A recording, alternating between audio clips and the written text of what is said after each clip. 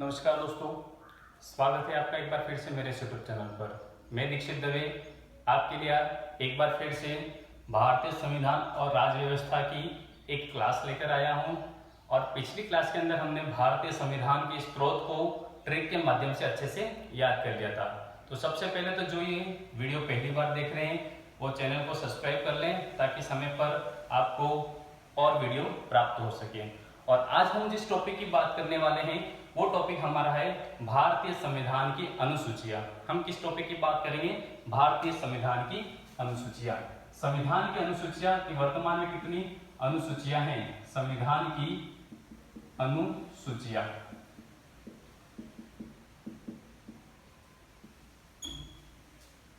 देखो, अनुसूची होती क्या है? पहला प्रश्न तो अनुसूची की परिभाषा क्या होगी? आपको हमें पता है कि हम 1 से लेकर जो 12 अनुसूची है, कुल मिला के हमारे पास में कितनी अनुसूचियां हैं? 12 अनुसूचियां। उनका अध्ययन कर लेंगे, लेकिन अनुसूची होती क्या है ये आपको पता होना चाहिए। तो हमारा संविधान के अंदर जो अनुच्छेद दे रखे हैं, संविधान के अंतर्गत जो अनुच्छेद दे रखे हैं, इन अनुच्छेदों की व्याख्या करने के लिए, इन अनुच्छेदों की क्या करने के लिए? व्याख्या करने के लिए हमने जो परिशिष्ट जोड़े हैं, परिशिष्ट जोड़ी, जो विषय वस्तु जोड़ी गई है, उन विषय वस्तु को हम किस नाम से जानते हैं? अनुसूची के नाम से जानते हैं। किस नाम से जानते हैं? अनुसूची के नाम से जानते हैं। ये तो होगी हमारी अनुसूची की परिभाषा। भारत के वर्तमान संविधान के अंतर्गत कुल 12 अनुसूचियां हैं। कितनी अनुसूचियां? 12 अनुसूचियां हैं। आपको सीधा प्रश्न पूछा जाए कि संविधान में कितनी अनुसूचियां, तो आपको याद रखना है 12 अनुसूचियां हैं। हम एक एक करके सबका अध्ययन करते हैं। देखिए, पहली अनुसूची क्या है? प्रथम अनुसूची। प्रथम अनुसूची हम पूरी डिटेल के साथ में, कंसेप्ट के साथ में टॉपिक को कवर करेंगे, और जहां पर आपको लगे कि ये हमें याद नहीं हो रहा, वहां पर हम आपको ट्रिक भी बताएंगे। आपको याद रखना है कि अनुसूचियों की जो संख्या है, अनुसूचियों की संख्या कितनी है हमारे पास में? वर्तमान में 12 अनुसूचियां हैं। ठीक है, देखिए पहली अनुसूची क्या कहती है? पहली अनुसूची कहती है कि भारत के जो राज्यों के नाम है, राज्यों के नाम व उनके न्यायिक क्षेत्रों का वर्णन, न्यायिक क्षेत्रों का वर्णन कह दो या उल्लेख कह दो, ये किसमें किया गया है? पहली अनुसूची के अंतर्गत। और याद रखना इसी के साथ में जो संघ राज्य क्षेत्र है, जो संघ राज्य क्षेत्र है, इन संघ राज्य क्षेत्रों के नाम और उनके भी न्यायिक क्षेत्र का जो उल्लेख है वो कौन सी अनुसूची में किया गया है? प्रथम अनुसूची के अंतर्गत। अब प्रश्न है कि वर्तमान में भारत के अंदर कितने राज्य हैं? तो याद रखना, वर्तमान समय में भारत में कितने राज्य हैं? हमारे पास में 28 राज्य है। क्यों है? पहले हमारे पास कितने राज्य थे? 29 राज्य थे। कितने थे? 29 थे। लेकिन जो जम्मू एंड कश्मीर है हमारा, जम्मू एंड कश्मीर के 2 भाग करके, जम्मू कश्मीर और लद्दाख को अलग करके उसे क्या बना दिया गया है? संघ राज्य क्षेत्र बनाया गया है। क्या बना दिया गया है? संघ राज्य क्षेत्र। पहले 29 थे राज्य। सेकेंड अनुसूची, द्वितीय अनुसूची। इस द्वितीय अनुसूची के अंतर्गत भारत के जितने भी प्रमुख पदाधिकारी हैं, प्रमुख पदाधिकारी, इन प्रमुख पदाधिकारियों के वेतन, भत्ते व पेंशन, वेतन, भत्ते और पेंशन का जो उल्लेख है वो संविधान की कौन सी अनुसूची में है? द्वितीय अनुसूची में। अब प्रश्न यह है कि इन प्रमुख अधिकारियों के, पदाधिकारियों के अंतर्गत हम शामिल किन को करेंगे? कि जितने भी प्रमुख पदाधिकारी, उनको जो वेतन दिए जाएंगे, उनको भत्ते और उनकी जो पेंशन है वो संविधान की कौन सी अनुसूची में उल्लेखित है? तो दूसरी अनुसूची के अंतर्गत। इन प्रमुख पदाधिकारियों के अंतर्गत कौन कौन शामिल होंगे? तो याद रखना है, जो हमारे भारत के राष्ट्रपति हैं, जो हमारे राज्यपाल हैं। दूसरा याद रखना आपको, लोकसभा के अध्यक्ष व उपाध्यक्ष, लोकसभा के अध्यक्ष व उपाध्यक्ष। तीसरा याद रखना है, राज्यसभा के सभापति व उपसभापति, राज्यसभा के सभापति व उपसभापति। फिर आपको याद रखना है, जो विधानसभा है राज्यों के अंदर, विधानसभा के अध्यक्ष, विधानसभा के अध्यक्ष व उपाध्यक्ष, विधान परिषद की सभापति, विधान परिषद के सभापति व उपसभापति, विधान परिषद के सभापति और उपसभापति। फिर याद रखना आपको, जो हमारा सुप्रीम कोर्ट है और जितने भी हमारा हाई कोर्ट है, इनके क्या न्यायाधीश, सुप्रीम कोर्ट व हाई कोर्ट के क्या न्यायाधीश। और एक याद रखना है, नियंत्रक एवं महालेखा परीक्षक, नियंत्रक एवं महालेखा परीक्षक, जिसको हम कहते हैं के, क्या कहते हैं के। संविधान के अंतर्गत जो अनुच्छेद 148 से 151 है, उसके अंदर इस के का उल्लेख किया गया है। ठीक है, तो ये जितने भी पदाधिकारी है, राष्ट्रपति, राज्यपाल, लोकसभा के अध्यक्ष उपाध्यक्ष, राज्यसभा के सभापति उपसभापति, विधानसभा के अध्यक्ष उपाध्यक्ष, विधान परिषद के सभापति उपसभापति, सुप्रीम कोर्ट व हाई कोर्ट के जो न्यायाधीश है और नियंत्रक और महालेखा परीक्षक, इनके जो वेतन भत्ते पेंशन है वो कौन सी अनुसूची में उल्लिखित है? दूसरी अनुसूची के अंदर उल्लिखित है। एक बात याद रखना, जो विधानसभा और विधान परिषद है, इनको हम कहते हैं विधानमंडल। क्या कहते हैं? विधानमंडल कहते हैं। ध्यान रखना, विधानमंडल के अंदर क्या क्या आ जाएगा? विधानसभा और विधान परिषद। ठीक है, अब बात करते हैं तीसरी अनुसूची की, कि तीसरी अनुसूची में क्या दे रखा है। आप बीच में स्क्रीनशॉट लेते रहें और इसको नोट डाउन करते रहें, ताकि आपके कंसेप्ट क्लियर होते चले। देखिए तीसरी अनुसूची में क्या दे रखा है। जो तीसरी अनुसूची है संविधान की, इस तीसरी अनुसूची में ये जो पदाधिकारी हैं, इन जिन पदाधिकारियों की हमने बात की है, इन पदाधिकारियों के शपथ का प्रारूप, शपथ का प्रारूप कौन सी अनुसूची में दिया गया है? तो तीसरी अनुसूची में। लेकिन इसमें जो शपथ के प्रारूप के अंदर आपको 3 को अलग से याद रखना है। किन किन को? एक तो है राष्ट्रपति, राष्ट्रपति, दूसरा उपराष्ट्रपति, और तीसरा नाम याद रखना आपको राज्यपाल। क्या याद रखेंगे? राज्यपाल। क्योंकि राष्ट्रपति, उपराष्ट्रपति और राज्यपाल की जो शपथ का प्रारूप है वो उनके अनुच्छेदों में दिया गया है। संविधान की तीसरी अनुसूची में इनको शामिल नहीं करेंगे। बाकी जितने भी पदाधिकारी हैं वो संविधान की तीसरी अनुसूची के तहत शपथ ग्रहण करते हैं। राष्ट्रपति जो है वो हमारा अनुच्छेद 60 के अंतर्गत, कौन से अनुच्छेद? 60 के अंतर्गत।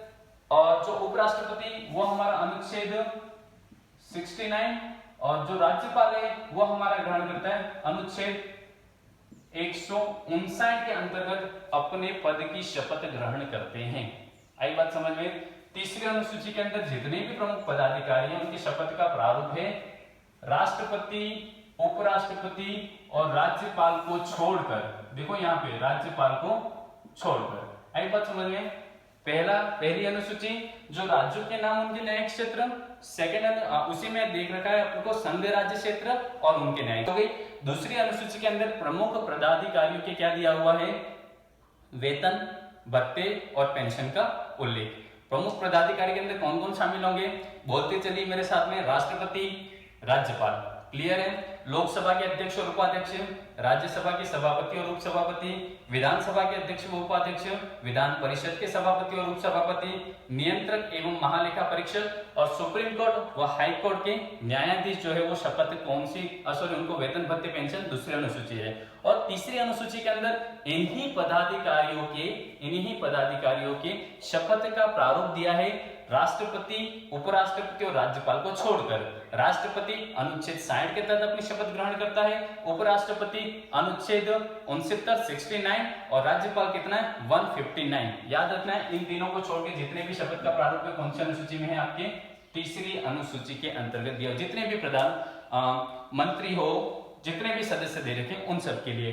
अब चलते हम चौथी अनुसूची के। आप इसका स्क्रीनशॉट ले लीजिए। संविधान के अंतर्गत हम बात करते हैं हमारी अगली अनुसूची, चौथी अनुसूची में क्या दे रखा है। देखिए चौथी अनुसूची पढ़ते हैं।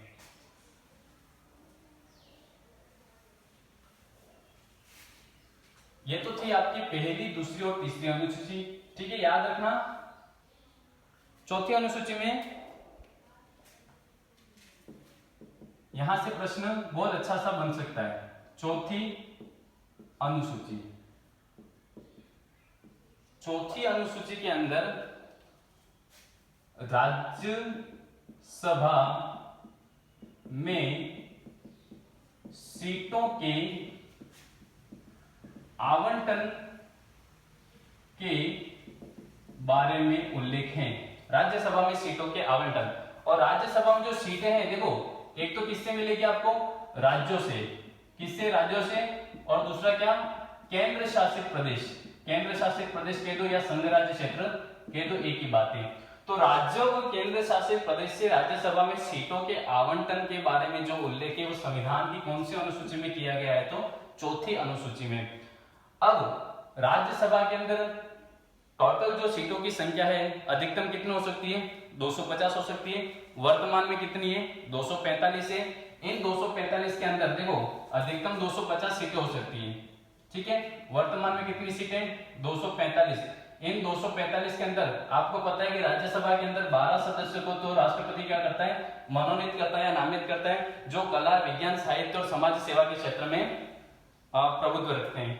और इनके अलावा कितनी सीटें बची, 233 सीटें। तो ये 233 सीटों के अंदर राज्यों से कितनी सीटें होगी और केंद्र शासित प्रदेश से कितनी सीटें होगी। तो याद रख लेना, यहीं पे हम जब राज्यसभा के बारे में पढ़ेंगे तो आपको बताएंगे, लेकिन क्योंकि चौथी अनुसूची की बात करें तो आपको यहाँ बता देना चाहिए कि 233 के अंदर से जो 225 सीटें हैं, जो 225 सीटें हैं वो कहां से हैं, तो हमारी राज्यों से हैं। कहां से, राज्यों से। और जो 8 सीटें हैं, बची हुई कितनी सीटें, 8 सीटें जो है वो कहां से है, तो केंद्र शासित प्रदेश से। केंद्र शासित प्रदेश से। पूर्व में जो जम्मू कश्मीर है वो राज्य के अंदर गिना जाता था, अब इसकी सीटें भी किसमें बांट दी है, केंद्र शासित प्रदेश में।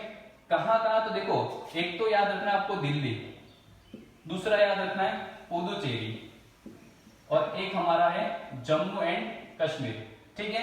दिल्ली से राज्यसभा की जो सीटें हैं वो कितनी, केंद्र शासित प्रदेश के लिए 3, पुदुचेरी से कितनी है, तो 1, और जम्मू एंड कश्मीर की कितनी है, 4, ठीक है। तो जो राज्यसभा के अंदर सीटों का आवंटन है राज्यों और केंद्र शासित प्रदेश का, उसका उल्लेख संविधान की कौन सी अनुसूची में किया गया है, तो चौथी अनुसूची में किया गया है। आपको ये फैक्ट याद रखना जरूरी है, हम जब राज्यसभा पढ़ेंगे तो उस समय आपको बताएंगे, लेकिन ये अभी आप याद रख लेना, ठीक है।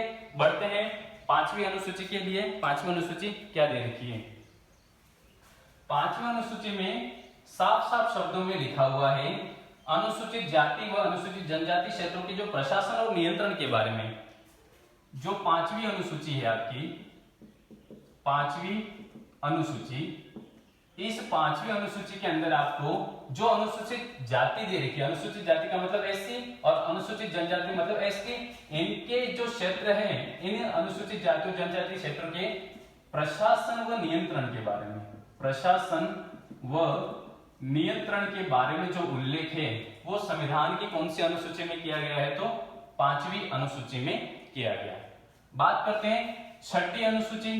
6ठी अनुसूची में क्या दे रखा है, 6ठी अनुसूची के अंदर अनुसूचित जाति, अनुसूचित जाति के जो क्षेत्र हैं, ठीक है। अनुसूचित जनजाति और अनुसूचित जाति दोनों अलग अलग क्षेत्र हैं, ये आपको ध्यान रखना है। तो अनुसूचित जाति जो है इनके जो क्षेत्र दे रखे, जो जनजातीय क्षेत्र हैं, और इसके अंदर मुख्य रूप से याद रखना आपको असम, मेघालय, त्रिपुरा और मिजोरम, इन 4 राज्यों को सम्मिलित किया गया। तो असम, मेघालय, त्रिपुरा और मिजोरम जो अनुसूचित जनजाति क्षेत्र दे रखे हैं, इनका उल्लेख संविधान की कौन सी अनुसूची में किया गया है, 6ठी अनुसूची में। और यदि आप इसको याद रखना चाहो तो आप याद रख सकते हो अमी मैत्री। कौन सी मैत्री, अमी मैत्री। अ से असम, मिजोरम, मेघालय और त्रिपुरा, ठीक है। अमी मैत्री, असम, मिजोरम, मेघालय और त्रिपुरा, इनका जो उल्लेख है, ठीक है। ये पूर्वोत्तर राज्य हमारे, ठीक है, पूर्वोत्तर राज्य दे रखे हैं, तो इनका उल्लेख संविधान की कौन सी अनुसूची में है, तो 6ठी अनुसूची के अंतर्गत दिया गया है। देखिए बढ़ते हैं हम 7वीं अनुसूची में, कि 7वीं अनुसूची में आपको किसका वर्णन दिया गया है। 7वीं अनुसूची से आपको याद रखना है कि जो हमारे राज्य हैं और केंद्र हैं, इनकी जो शक्तियों का विभाजन है वो कौन सी अनुसूची में किया गया है, 7वीं अनुसूची में। केंद्र और राज्य की शक्तियों का विभाजन 7वीं अनुसूची में किया गया है, 7वीं अनुसूची में किया गया है। किसका विभाजन, शक्तियों का विभाजन, किन किन का, केंद्र व राज्य के बीच, केंद्र व राज्य के बीच में शक्तियों का विभाजन, शक्तियों का विभाजन संविधान की कौन सी अनुसूची में है? 7वीं अनुसूची में। अब शक्तियों का विभाजन के लिए इन्होंने 3 सूचियां बनाई है। कितनी सूचियां बनाई है? 3 सूचियां बनाई है। 3 सूचियां कौन कौन सी है? एक आपको याद रखना है, पहली संघ सूची, संघ सूची। दूसरी आपको याद रखना है राज्य सूची, राज्य सूची। और तीसरा आपको याद रखना है समवर्ती सूची, समवर्ती सूची। मूल संविधान की बात करते हैं तो मूल संविधान के अंतर्गत संघ सूची के अंदर 97 विषय थे। कितने विषय थे? 97। और जो राज्य सूची दे रखी है, इस राज्य सूची के अंदर मूल संविधान के अंतर्गत 66 विषय थे। और जो समवर्ती सूची है इसके अंदर मूल संविधान में 47 विषय थे। ये जो विषय दे रखे वो किसमें दे रखे हैं? मूल संविधान में। ध्यान रखना, मूल संविधान की बात कर रहा हूं, मूल संविधान के अंतर्गत। और यदि आपसे पूछे कि वर्तमान में कितने विषय दे रखे हैं, तो वर्तमान में यहाँ पे लिखने हैं कि जो संघ सूची है उसके अंदर विषय कितने? 100। जो राज्य सूची है उसमें विषय कितने? 61। और इसके अंदर समवर्ती सूची में 52 विषय दे रखे हैं वर्तमान समय में। अब संघ सूची के अंतर्गत, संघ सूची में कानून बनाने का जो अधिकार है वो किसके पास होगा? केंद्र सरकार के पास में, संघ सरकार के पास में और केंद्र सरकार के पास में। राज्य सूची के विषयों पर कानून बनाने का अधिकार संबंधित राज्य सरकार के पास में, संबंधित राज्य सरकार के पास में। और जो आपकी समवर्ती सूची दे रखी है, इस समवर्ती सूची के अंतर्गत जो कानून बनाने का अधिकार है वो केंद्र और राज्य दोनों को है, केंद्र और राज्य दोनों के लिए है। अब मूल संविधान के अंतर्गत 97 विषय थे, 97, वर्तमान में 100 है। तो ये जो 3 विषय हैं वो कौन कौन से हैं? तो आपको 3 विषय याद रख लेना, डाक, तार और बैंक। डाक, तार और बैंक जो है वो 3 विषय नए हैं, ठीक है। और यहां से बात करें तो 66 से 61 हुए, मतलब 5 कम हुए और यहाँ पे 5 ज्यादा हुए। तो ये जो संशोधन हुआ वो आपका 42वां संविधान संशोधन, 42वां संविधान संशोधन 1976 के माध्यम से इस राज्य सूची से 5 विषय निकालकर कहां डाल दिए गए हैं? समवर्ती सूची में डाल दिए गए। कौन से संविधान संशोधन के माध्यम से? 42वें संविधान संशोधन के माध्यम से। तो 42वें संविधान संशोधन के माध्यम से वो कौन कौन से विषय 5, उसकी बात करते हैं हम। वो 5 विषय आपके कौन कौन से? देखिए, 3 विषय तो डाक, तार, बैंक हो गए संघ सूची के। और 42वें संविधान संशोधन 1976 के द्वारा जो 5 विषय राज्य सूची से समवर्ती सूची में डाले गए वो कौन कौन से? पहला हो जाएगा आपके पास में वन संपदा। क्या आ जाएगा? वन संपदा। दूसरा है वन्य जीव जंतु और वन्य प्राणी, कह सकते हो वन्य जीव जंतु, पशु पक्षी सारे इसके अंदर आएंगे। तीसरा याद रखना आपको शिक्षा। चौथा आपको याद रखना है यहाँ पे शिक्षा के बाद में हो जाएगा आपका जनसंख्या नियंत्रण, जनसंख्या नियंत्रण। और 5वां याद रखना आपको नापतोल। कौन सा? नापतोल। ये जो 5 विषय हैं वो राज्य सूची से हटा के कहां डाल दिए गए? आपके समवर्ती सूची में। और इन पे कानून बनाने का अधिकार राज्य और केंद्र सरकार दोनों के पास में। ये हमारी कौन सी अनुसूची थी? 7वीं अनुसूची, केंद्र और राज्य के बीच शक्तियों का विभाजन। मूल संविधान के अंदर 97 थे, इसमें 66 और इसमें 47 थे। 3 जोड़ दिया 100 हो गए। इसके अंदर कितने हो गए? 61। और वहां पे प्लस 5 हो जाएंगे तो कितना हो जाएंगे? 52। विषय कौन कौन से हैं ये भी आपको हमने बता दिया। अब बढ़ते हैं हमारी 8वीं अनुसूची की ओर कि संविधान की 8वीं अनुसूची क्या कहती है। संविधान की 8वीं अनुसूची आपके परीक्षा की दृष्टि से बहुत ही महत्वपूर्ण है।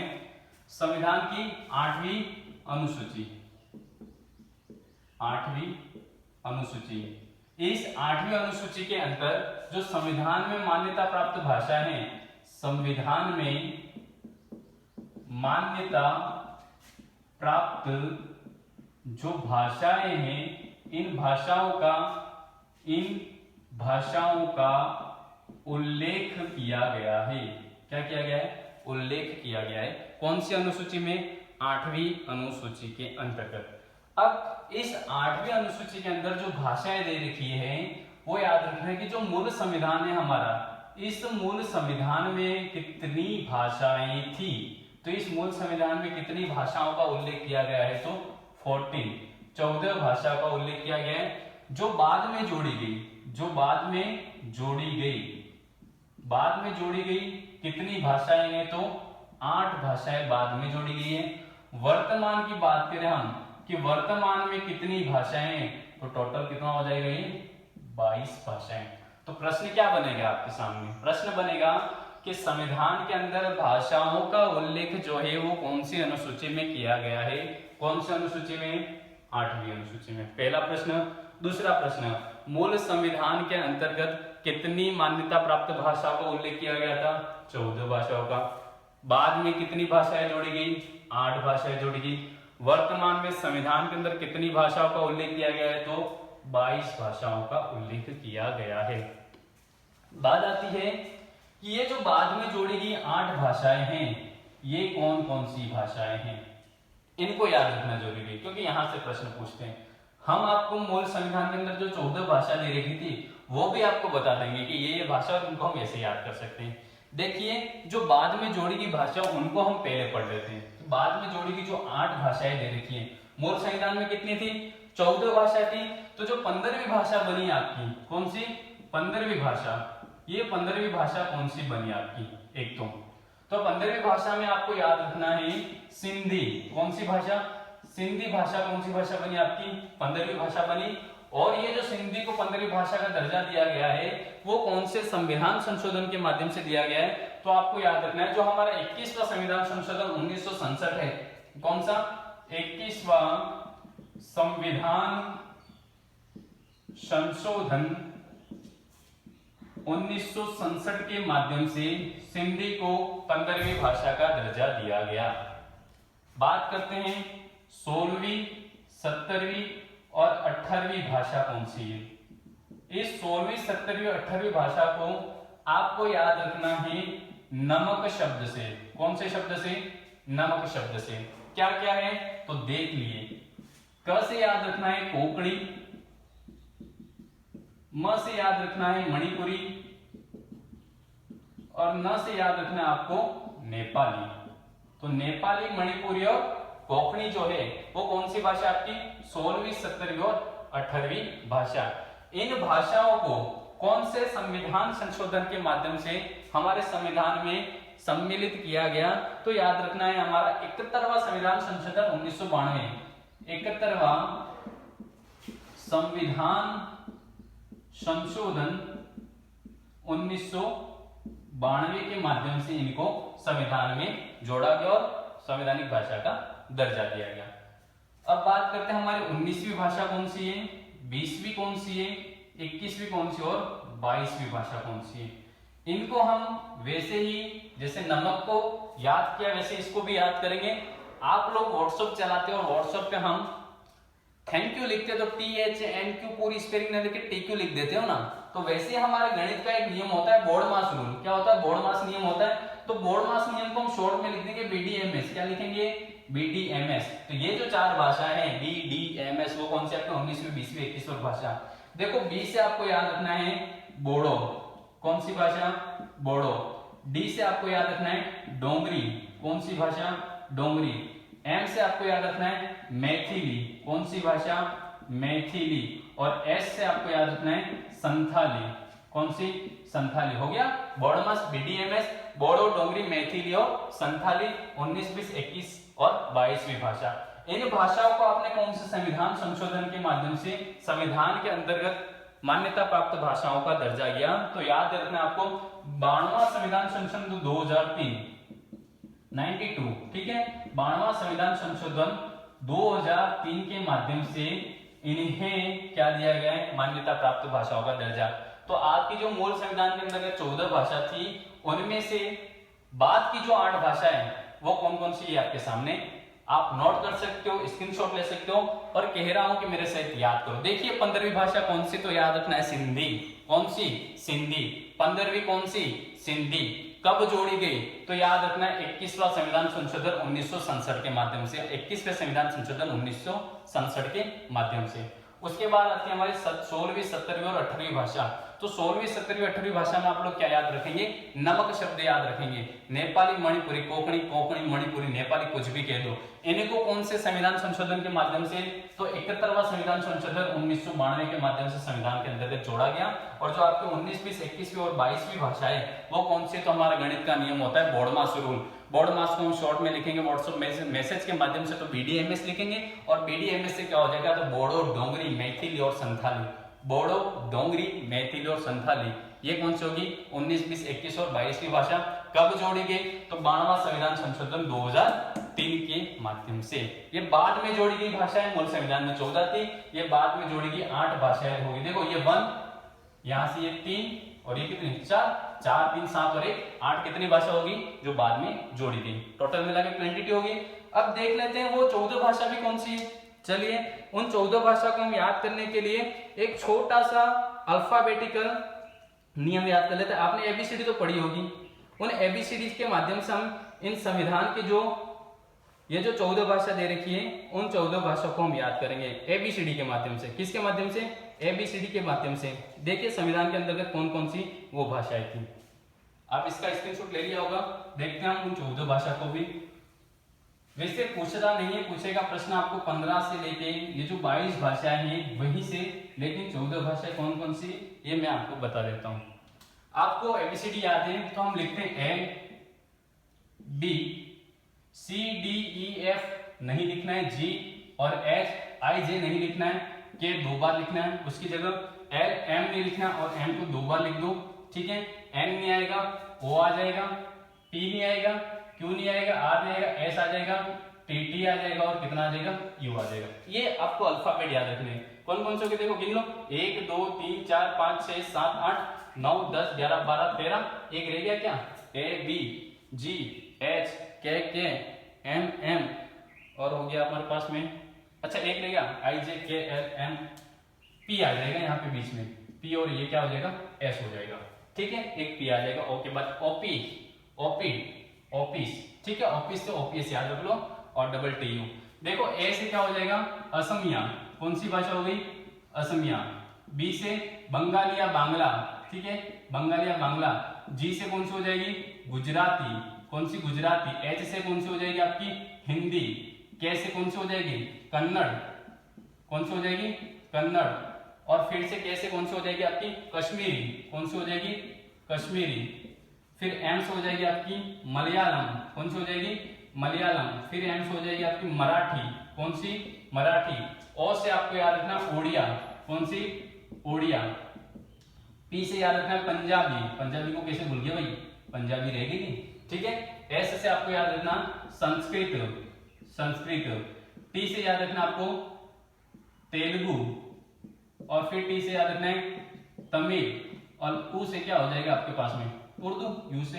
ये आपकी 14 जो मूल संविधान के अंदर और जो इससे पहले हमने पढ़ी थी वो बाद में जोड़ी गई सारी की सारी भाषाएं, ठीक है। अब बात करते हैं संविधान की 9वीं अनुसूची में क्या दे रखा है। यहाँ पे आप लोग एक ध्यान रखना है, जो ये ओडिया भाषा है, इस ओडिया भाषा को पहले हम कहते थे उड़िया कहते थे, क्या कहते थे, उड़िया। लेकिन वर्ष 2011 के अंतर्गत इसका नाम क्या कर दिया गया है, ओडिया कर दिया गया है। अब बात करते हैं संविधान की 9वीं अनुसूची। संविधान के अंदर जो 9वीं अनुसूची है वो किसके बारे में हमें बताती है। तो जो संविधान की 9वीं अनुसूची है, इस 9वीं अनुसूची का संबंध जो है वो आपका है भूमि सुधारों से। सीधा प्रश्न पूछेगा, भूमि सुधारों से संबंधित अनुसूची कौन सी है, तो 9वीं अनुसूची है। संविधान के अंतर्गत जो 9वीं अनुसूची है वो कब जोड़ी गई, तो संविधान के अंदर ये 9वीं अनुसूची जो है वो बाद में जोड़ी गई।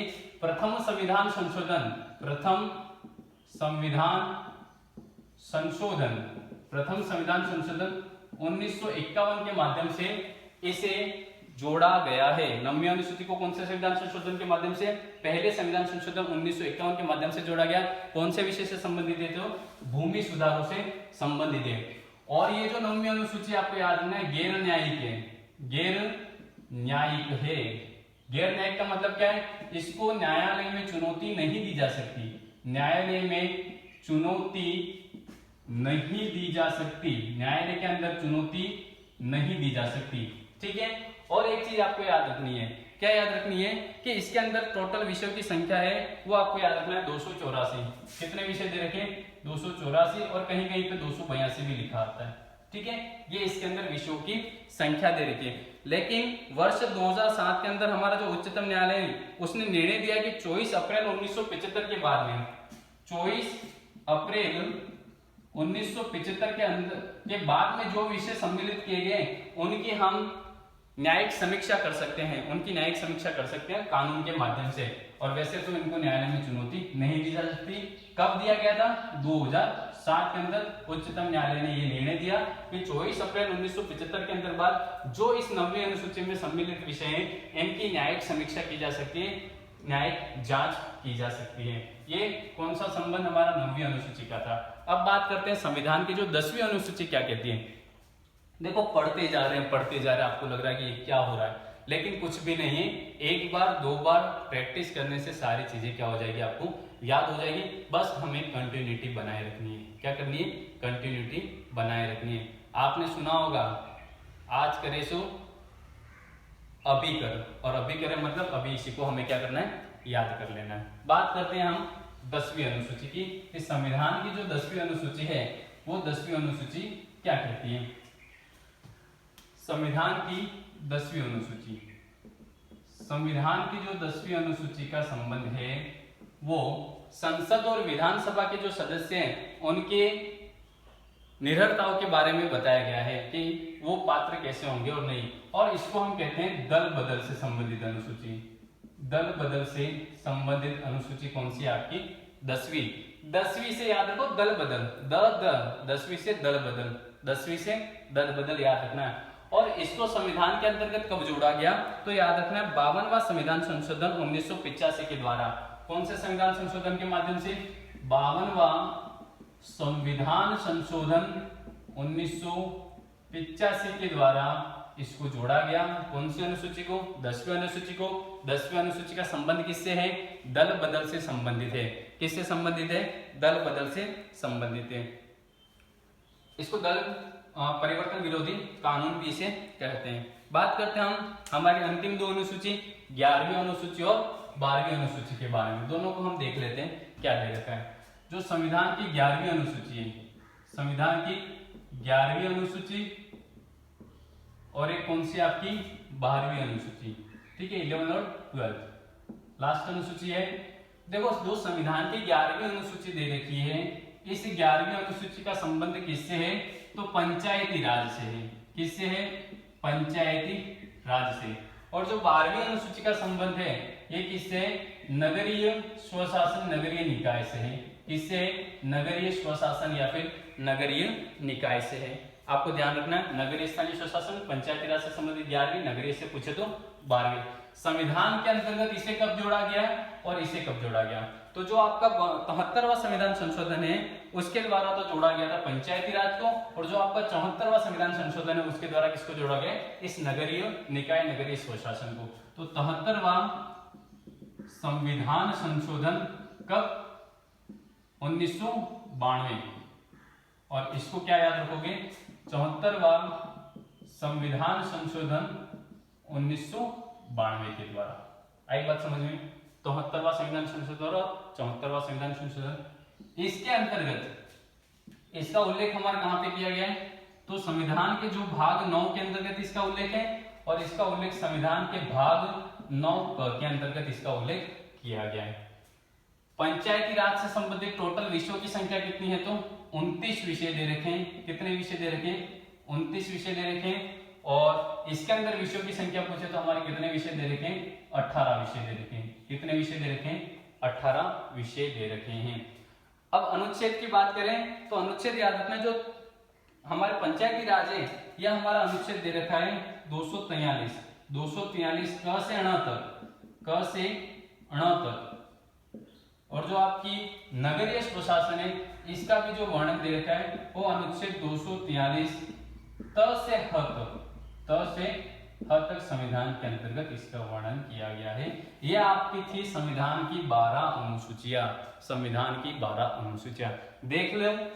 जो 11वीं अनुसूची पंचायती राज से संबंधित, 12वीं अनुसूची नगरीय निकाय नगरीय स्वशासन से संबंधित। 11वीं अनुसूची कब जोड़ी गई? 73वें संविधान संशोधन 1992 के माध्यम से। 12वीं अनुसूची किसके माध्यम से? 74वें संविधान संशोधन 1992 में। जब आप स्थानीय स्वशासन का टॉपिक पढ़ोगे तो उसके अंदर आप इन दोनों को डिटेल के अंदर से पढ़ेंगे कि 73वां संविधान संशोधन क्या है और 74वां संविधान संशोधन क्या है। इस 11वीं अनुसूची के अंदर कितने विषयों का उल्लेख है? 29 विषयों का। 12वीं अनुसूची में कितने विषयों का? 18 विषय का। भाग पूछे, ये भाग 9 से संबंधित है, ये भाग 9 से संबंधित है। अनुच्छेद पूछे, अनुच्छेद 243 का से 69 और ये अनुच्छेद 243 का से 78। ठीक है। 10वीं अनुसूची, 10वीं से दल बदल याद रखना है, 10वीं से दल बदल याद रखना है। 52वां संविधान संशोधन 1985 के माध्यम से। 9वीं अनुसूची भूमि सुधारों से संबंधित है। पहला संविधान संशोधन 1951, प्रथम संविधान संशोधन 1951। उसके पहले हमने पढ़ लिया था भाषाओं के बारे में। कितनी भाषाएं? मूल संविधान के अंतर्गत 14 भाषाएं थी, बाद में जोड़ी गई 8 भाषाएं। वर्तमान में कितनी भाषा होगी हमारे पास में? 22 भाषा होगी। कितनी होगी? 22 भाषाएं। बाद में जोड़ी गई भाषाएं कौन सी? तो 15वीं थी सिंधी। 16, 17, 18 नमक से याद रखना, नेपाली, मणिपुरी और कोंकणी। उसके बाद 19, 20, 21, 22 को हम लिखेंगे बोर्ड मास रूल से, बीडीएमएस से, बोडो, डोंगरी, मैथिली और संथाली। सिंधी को जोड़ा गया कौन से संविधान संशोधन? सिंधी को 21वां संविधान संशोधन 1967 के माध्यम से। बाद में जो 3 भाषा जोड़ी हमने कौन सी? नमक को, नेपाली, मणिपुरी और कोंकणी को। 71वां संविधान संशोधन कौन सा आ जाएगा? 1992। और जो लास्ट में 4 जोड़ी बोडमास, बीडीएमएस, बोडो, डोंगरी, मैथिली, संताली, कौन से संविधान संशोधन? 12वां संविधान संशोधन 2003 के माध्यम से।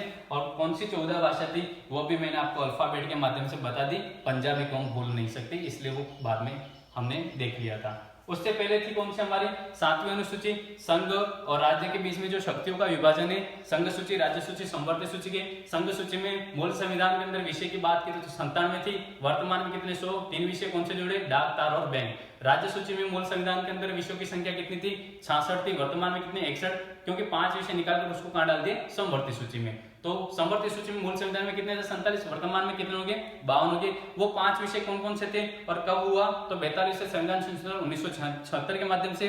5 विषय कौन कौन से याद रखने आपको?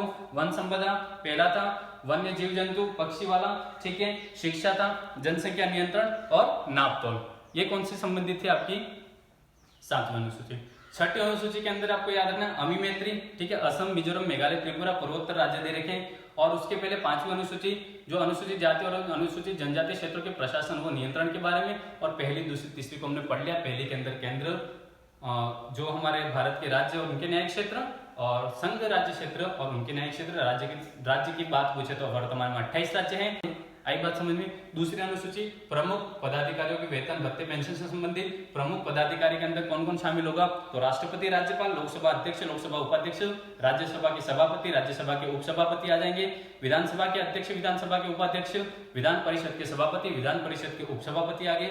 उसके बाद आपने पढ़ा था सुप्रीम कोर्ट और हाई कोर्ट के न्यायाधीश और नियंत्रक एवं महालेखा परीक्षक। और तीसरी अनुसूची थी हमारे शपथ के प्रारूप के बारे में इन प्रमुख पदाधिकारियों में। लेकिन राष्ट्रपति, राज्यपाल और उपराष्ट्रपति को छोड़कर। राष्ट्रपति अनुच्छेद 60 के अंतर्गत अपनी शपथ लेता है, उपराष्ट्रपति अनुच्छेद 69 के अंदर अपनी शपथ ग्रहण करता है, और जो राज्यपाल है उसकी शपथ का प्रारूप कहां दिया है? अनुच्छेद 159 उन्हीं के अनुच्छेदों में दिए हुए। कुल मिलाकर राष्ट्रपति, राज्यपाल और उपराष्ट्रपति को छोड़कर तीसरी अनुसूची में बाकी सारे के सारे मंत्री हो और जितने भी प्रमुख पदाधिकारी है वो अपनी शपथ ग्रहण करते हैं। तो ये थी हमारी आज की क्लास। संविधान की अनुसूचियां मान्यता प्राप्त कितनी हैं? ठीक है, 22। सबसे ज्यादा महत्वपूर्ण अनुसूची की बात करें तो आपको पहली अनुसूची याद रखनी है। उसके बाद आपको याद रखनी है जो 6ठी अनुसूची ज्यादा महत्वपूर्ण है, एक तीसरी, क्योंकि उसके अंदर राज्यपाल, राष्ट्रपति और उपराष्ट्रपति को छोड़कर बात हो रही थी। भाषाएं सबसे ज्यादा है, और जो बाद में भाषाएं जोड़ी गई है उनको अवश्य जरूर याद कर ले। ठीक है, बहुत इजी है, ऐसे ही पढ़ते रहें और वीडियो को अधिक से अधिक शेयर करें ताकि ये चीज और भी मित्रों तक, अपने प्रतियोगी परीक्षा के विद्यार्थियों तक पहुंच सके। इसी उद्देश्य से आपके लिए रोज की तरह क्लास बनाई जा रही है। और चैनल पर जो नए हो चैनल को सब्सक्राइब कर लो और बेल आइकन को क्लिक करें ताकि वीडियो की नोटिफिकेशन आपको समय पर प्राप्त हो जाए। आज की क्लास यहीं पर। धन्यवाद। जय हिंद, जय भारत।